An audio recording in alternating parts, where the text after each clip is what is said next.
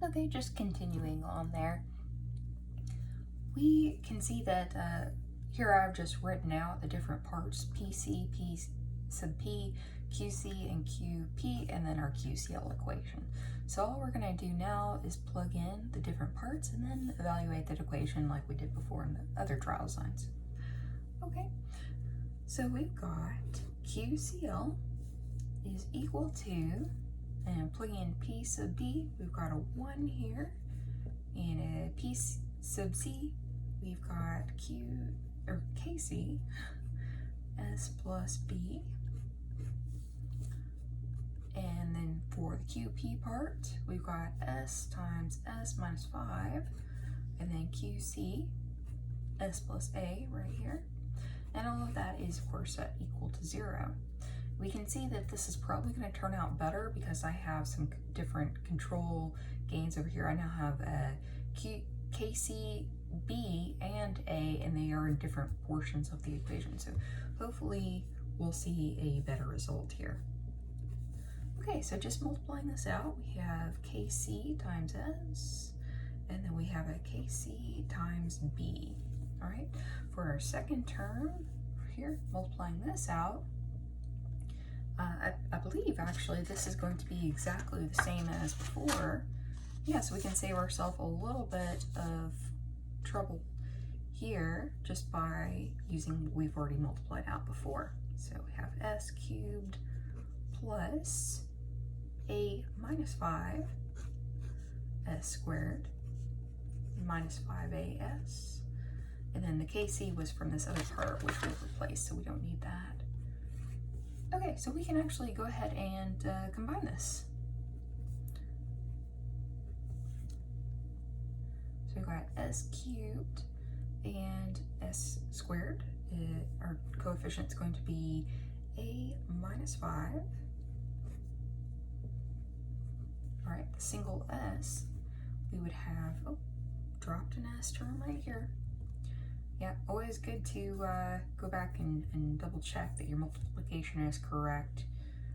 So we've got KC minus 5A, and that's going to have the single S term. And then at the very end, we should have this KC times B. All of that is equal to 0. Okay, so now we can pick out the necessary and sufficient conditions for all of this. We're going to have, first of all, A minus 5 has to be greater than 0. So again, we're going to have A that is greater than positive 5. Okay, so that necessary and sufficient condition has actually stayed the same. We have this middle one which has changed. And so we've got KC minus 5A has to be greater than 0. And so this is going to depend on both KC and A. So it's fine to leave the condition like this, as long as we pick out the KC and stuff. If you want to, you can go ahead and move this other part over. I'm going to choose to do that because I want rid of the negative sign. All right, so we've got 2 so far. Our third necessary and sufficient condition is going to be the combination of the first 2 coefficients multiplied together has to be greater than the third. So we're going to have A minus 5, KC minus 5A has to be greater than the KCB. Okay, I'm just writing that in margin real quick, but we will go ahead and evaluate that out a little better here on the next page.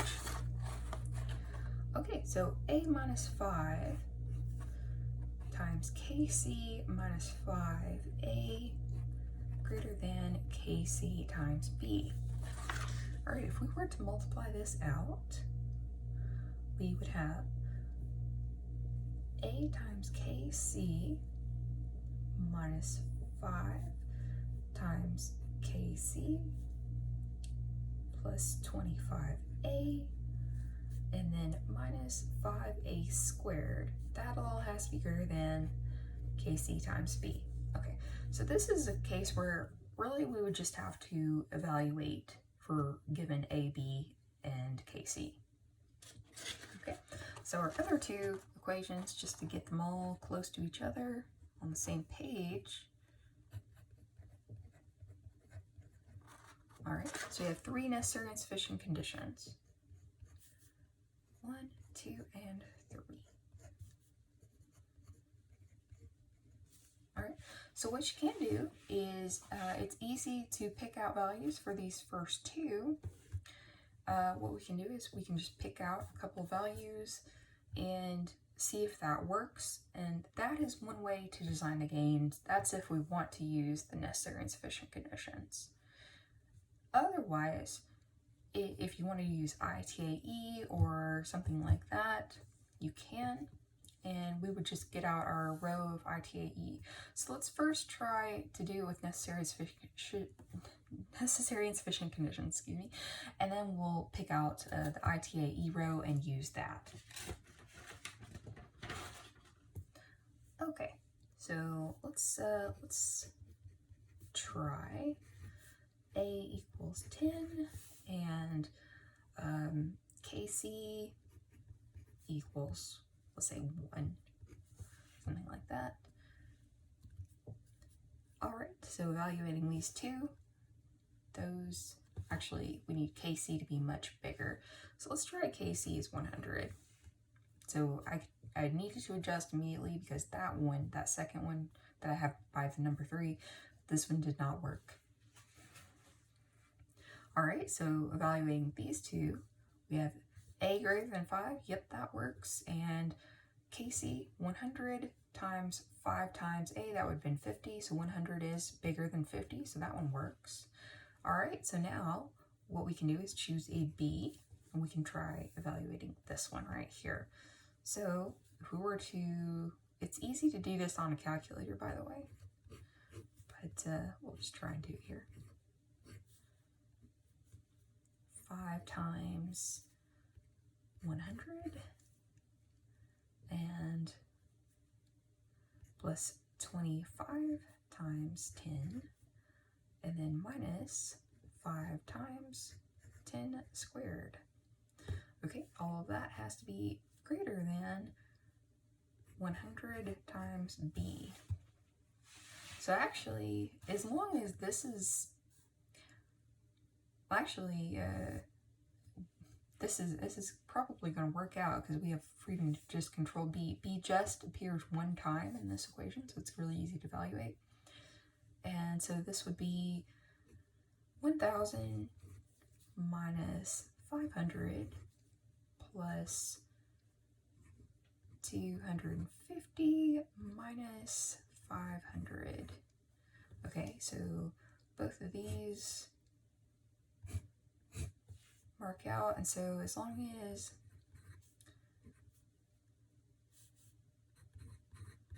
B is greater than 2 or less than 2.5, let's let B equal 1. Then this should work. Okay. So that's how we, this is not the best way to do it because this would take time. And, if you had to go back and try again to pick these values, necessary and sufficient conditions. If you have a first or second order system, then yeah, it's trivial to do that. But let's do ITAE, and let me show you how to do that procedure.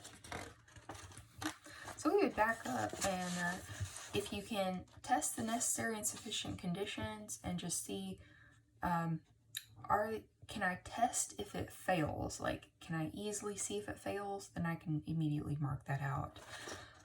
Another way to do that is once you've eyeballed it and, well, either I can't tell because it's too complex, or it may work. The way to do that would be like, well, let's try ITAE and or a model equation with specified roots, either one, and let's see if we can do that. And you should be able to do that if you have complete control over each term. So A, K, C, and B give us that in this equation. But if you don't, then you won't be able to do ITAE or specify the roots. So the third order, or third row of ITAE, I'm going to write that out. And let's use a mega n equal 1. So we're going to have, and this is the step input, by the way. We're doing stabilization, so that's the most appropriate one to use.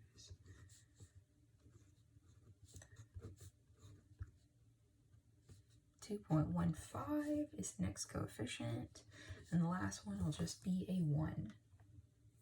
All right, so we've got that right there. Now what we want to do is compare this equation. This is actually our equation star, by the way, right here, if it works, that is, and compare that here. So you want to pretend like, oh, you know, if you can't tell that it doesn't work immediately, like we did in our other trial right here, we could see just simply that, oh, that there's no way to stabilize this. Then what you can do is use ITAE and compare, and you should be able to design with this if it works, if your design works.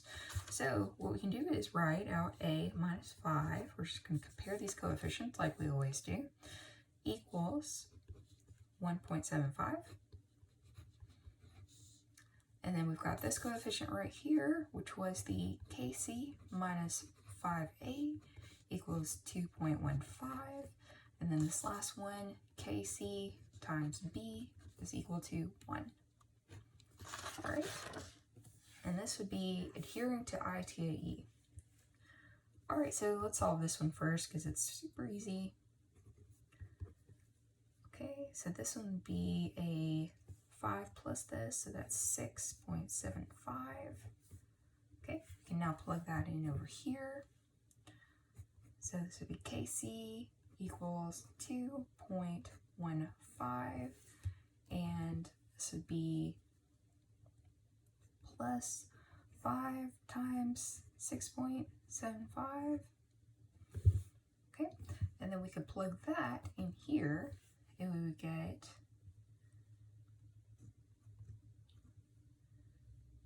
let's call, I don't want to do that multiplication. I don't have a calculator handy, so I'm going to call this alpha, whatever this number is. We can see it's a positive number, so I don't have to worry about signs or anything like that. I'm going to plug in the alpha times b equals 1, and then b equals 1 over whatever that alpha is. So I can adhere to ITAE.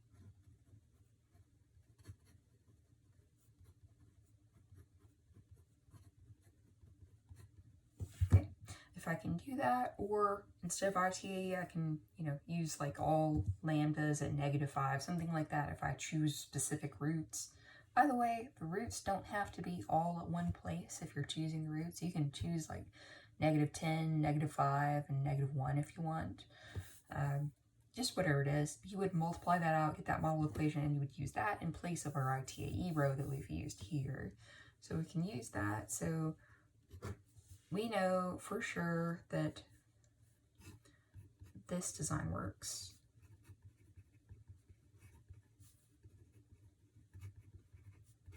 Okay.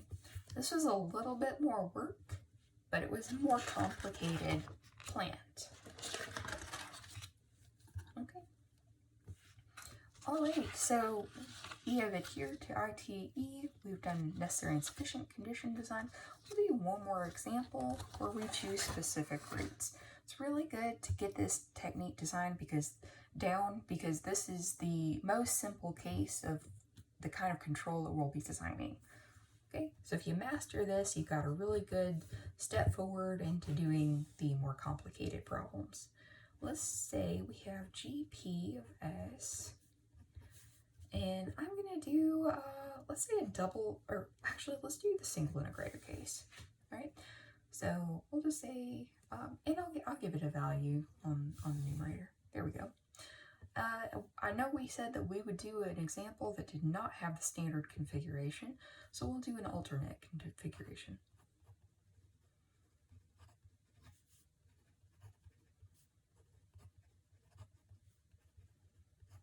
All right, so if that's specified, I need to know what it is.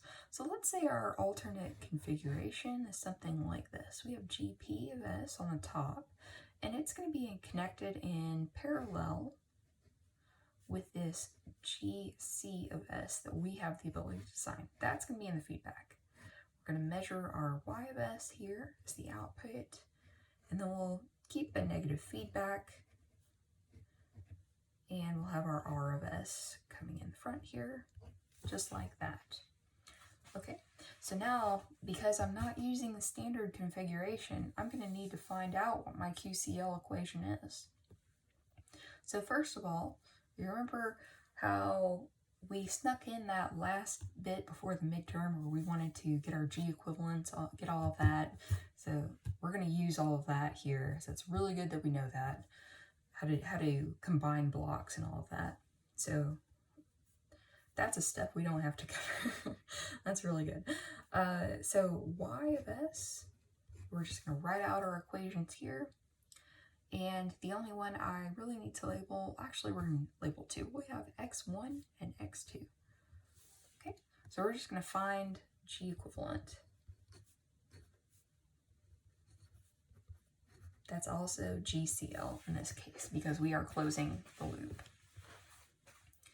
Okay, so we have y of s is equal to x1 being operated on by GP of s. Okay, x1 is equal to r of s minus x2. x2 is equal to y of s being operated on by GC of s. So GC of s is going to come first in the equation. And there we go. All right, so now we combine these and form the transfer function. So we've got y of s is equal to GP times plugging in the x1. We have r1 or r of s minus, and I'm going to plug in x2, which is GC times y of s. Okay, multiplying this out, GP times r minus GP GC times y of s. Okay, bringing this term over because it's got a y in it, I've got 1 plus GP GC, I'm factoring out the y, and we've got GP times r of s.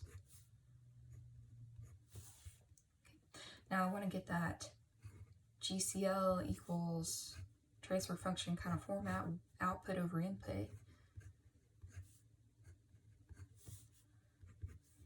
Okay, so we are left with GP over here on the numerator, and we divide through 1 plus GP GC. Okay, so this is very similar to our standard configuration. We're just missing the GC component on the numerator. It is different for that reason. So it's good that we derived this because the other one would not work for the system. Let's see, it's possible that the QCL could be the same. Let's plug in and see. So that's what we need here. We need to achieve the QCL equation because that's what we're using with our trial designs. So plug in GC is equal to P sub C over Q sub C, and G sub P equals P sub P over Q sub P. All right, so we're going to plug that in. So we, just to outline that, we want QCL. And QCL is the denominator of this guy, the simplified denominator. All right, so we plug in the numerator portion, 1 plus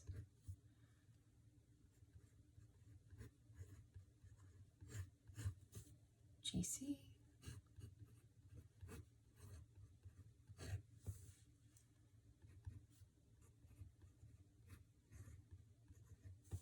okay, we want to get a common denominator here on the bottom.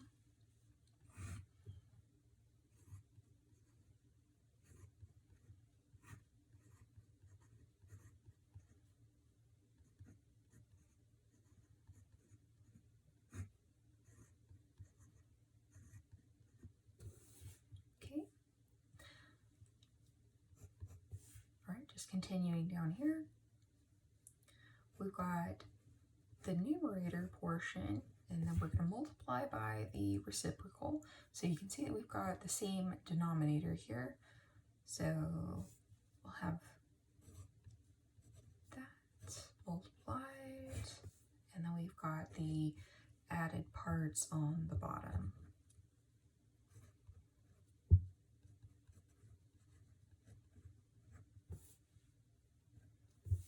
Okay, so we can cancel out one portion right there, and we end up having P sub P times Q sub C. So our numerator definitely looks different, but our denominator actually ends up being the same as the standard configuration. And that just happens to be that way for this configuration. So it will end up using this equation right here and as our QCL. So this is our QCL.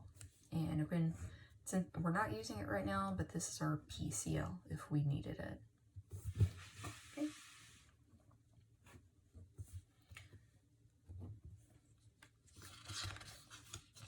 All right, so it's not guaranteed that this will be the same equation for any alternate configuration. It just happens to be that way. It just happened to work out that way for this particular equation. Okay, so let's go ahead and design our G sub C. All right, so we know that we want stabilization. That is part of our problem, even though I didn't write it down.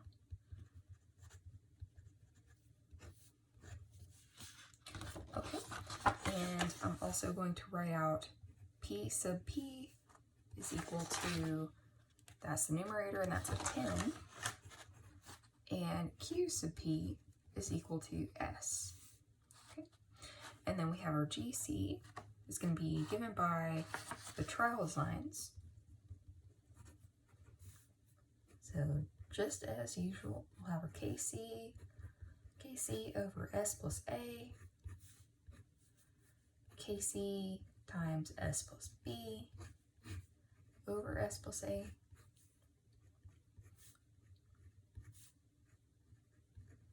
Okay, and so forth. If we need to get going, we can. Okay.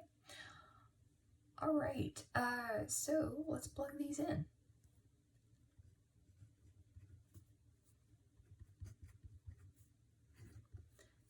For trial number 1,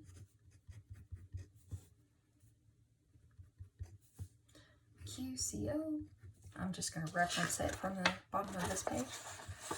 Okay, so for QCL, we have a QP, QC plus P sub P times P sub C. All right, so that means that is 10 times KC plus S times 1. And that's always set to equal 0 here. Okay, so if we look at this, we have S plus 10 KC. This is easy to eyeball and say our necessary and sufficient conditions are that 10 times KC has to be greater than 0. In other words, KC has to be greater than 0 for stability.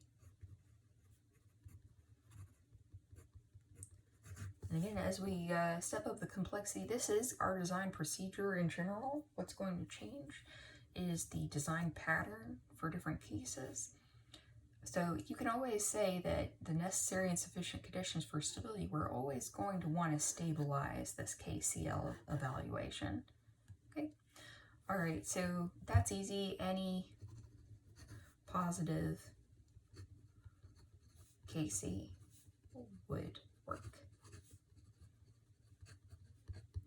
All right, so what if I wanted to, even though this is a trivial example, what if I wanted my lambda, my single root here, to be equal to -10? In that case, I would just, normally I would, however many roots, whatever they are, I'd multiply out that model equation. Here, it's just going to be lambda plus 10 equals 0. So I want to compare this guy with this guy. KC equal to 1 would guarantee this.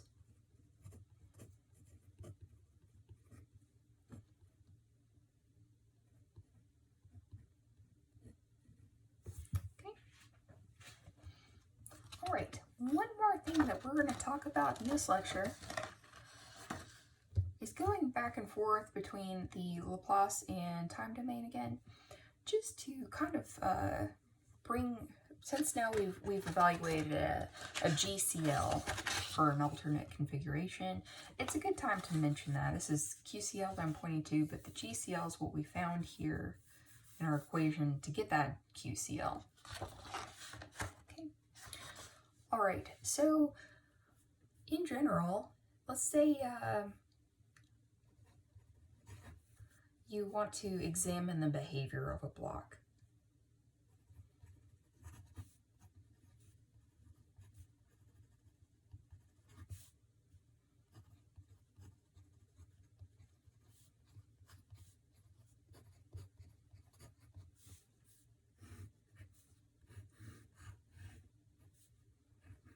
Let's say I have just a G of S. Okay. I have some output, I have some input signal, and then I have G of S. And we can say like, let G of S be a single integrator. So that's the plant I think we were just talking about. It was 10 over S, so we'll use 10 over S. We'll do this. Okay, so what would I want to do here? So if I wanted to see the characteristic equation, I know we talked about that a little bit at the beginning, but now we see it in this format. Characteristic equation, we just pull that from the denominator. So that is just S equals 0, okay? If we wanted to write it in terms of lambdas, it would be lambda equals 0, okay? Because this is a trivial system and because the characteristic equation has nothing else to it, it's a single term, we can see that the root, and this is a first order equation, so we'll have one root. Root is at 0. On the complex plane, he's just here. Okay. All right, so if I wanted to find the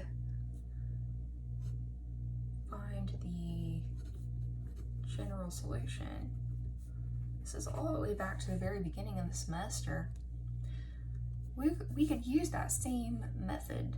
So we would just pull out whichever general solution type is appropriate, if it's complex, if it's repeated, if it's real distinct. Here we have it can't be anything but distinct or real because we have a single root. We can't have complex because you have to have a pair. It can't be repeated because there's single roots. So we'd have C1 e to the 0 times t, which we know is actually just 1.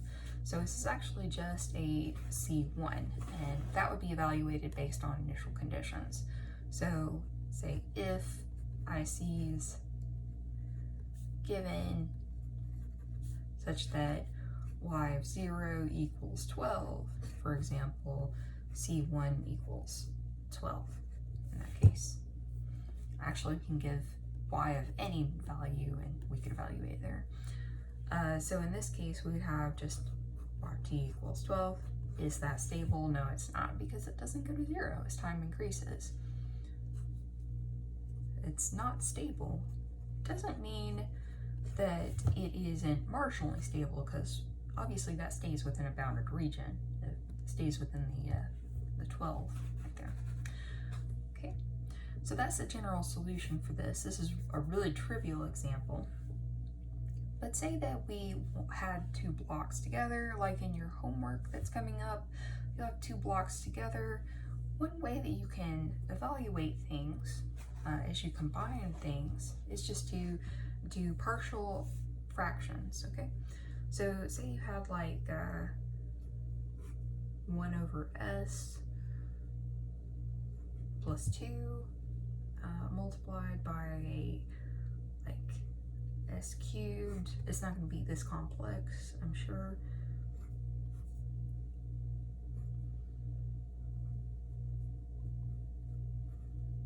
something like that. Okay, what you would want to do is expand it out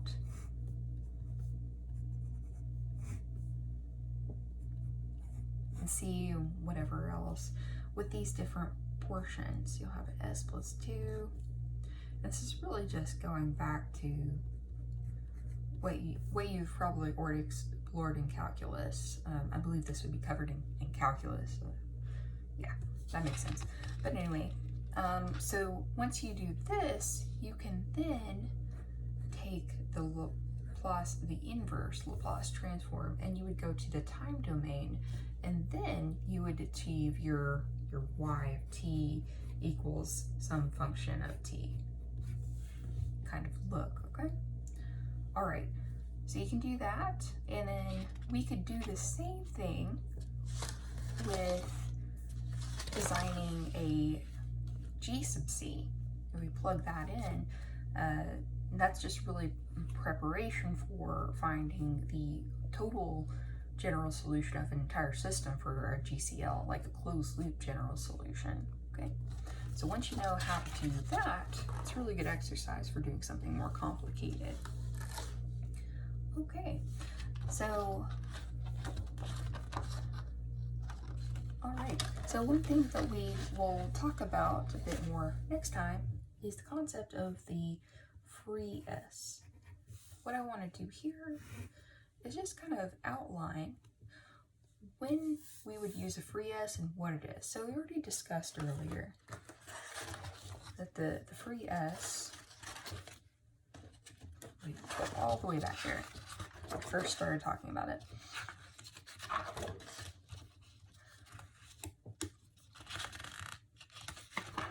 There we go. Free S would represent an integral, okay? So in general, before you even design with this, we'll want to first examine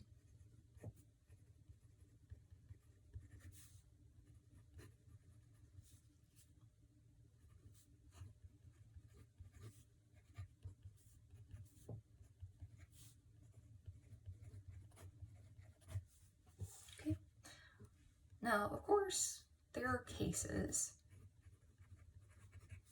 where we have like a disturbance, we have a set point regulation,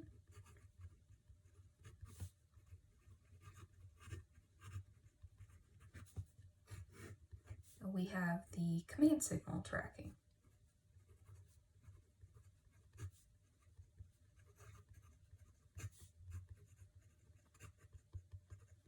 And of course, disturbance can be combined with stabilization or any of these guys. So a disturbance case, we want to evaluate, just as we did before, the differentiability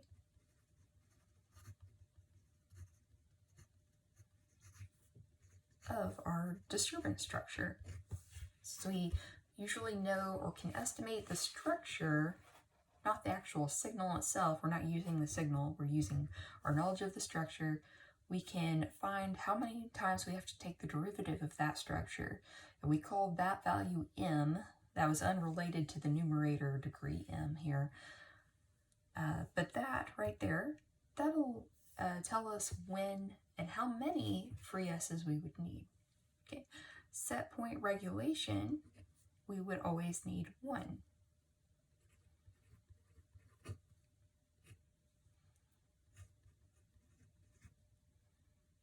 Okay, now I'm writing free S and how many total are needed. We'll cover this again in the next lecture, but I do want to kind of want to go over it in preparation for that. Need 1 free S here total. Okay, so that doesn't mean I have to put it in GC. Maybe it's given to us in GP. So we did an example where we had an S on the bottom. And command signal tracking, in this class, you'll always need 2. Okay, Now, I've pointed this out a few times. Maybe you already kind of understand what a free S looks like, but in general, let's say that we have a G of S.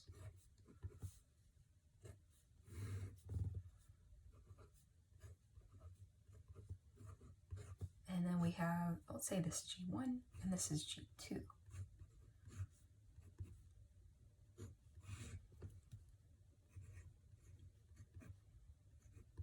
Okay, so one of these two has a free S in it, okay? And it's this one right here. This is a free S. It is not attached to any gain, or if you did call it attached to a gain, the gain is 0, okay? So it's just an S by itself multiplied. It could be factored out of the denominator.